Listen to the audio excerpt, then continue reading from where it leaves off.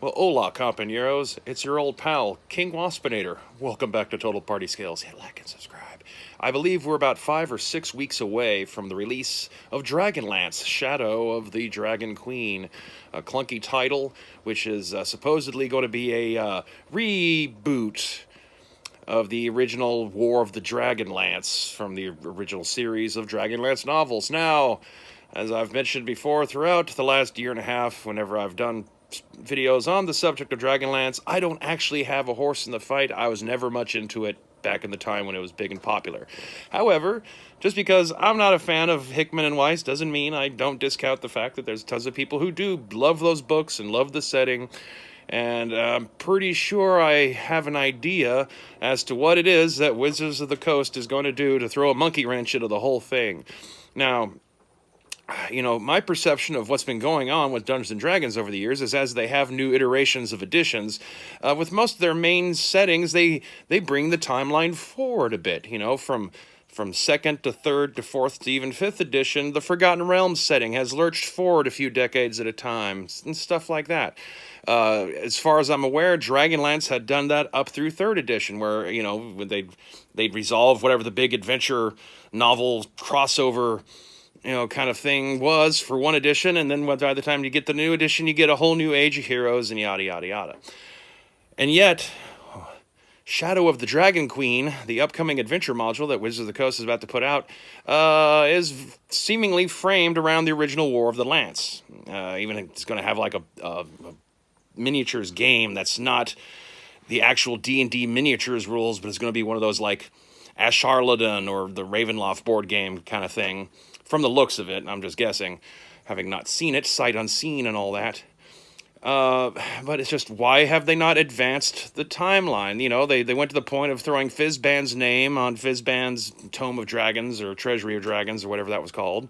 They even threw a few hints in there of Kryn. They included stats for Draconians and all that.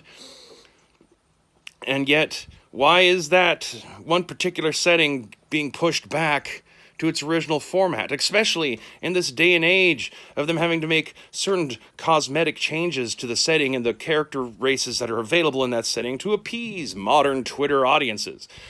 Well, I had gotten a copy of Dragons of Deceit. That was the novel that Wizards of the Coast was giving Hickman and Weiss trouble getting published. They tried to sue them, apparently settled out of court, and the book went out anyway. It's written as if it's the first part of a new trilogy of books. I have heard nothing to indicate that these follow-ups for that novel are ever going to see the light of day. So I guess we'll see on that front. The interesting thing about that one, though, is it does carry the timeline forward. However, there's some things going on in that book, which I've, a caveat here, I've not completed yet. I've been reading in fits and starts. As I said, I'm not a terribly big fan of theirs. I was very curious about the title, though, Dragons of Deceit. Was that title already laid out before all the stuff started going wrong? Was Wizards of the Coast with all the, the editorial notes they kept being forced to submit over and over again?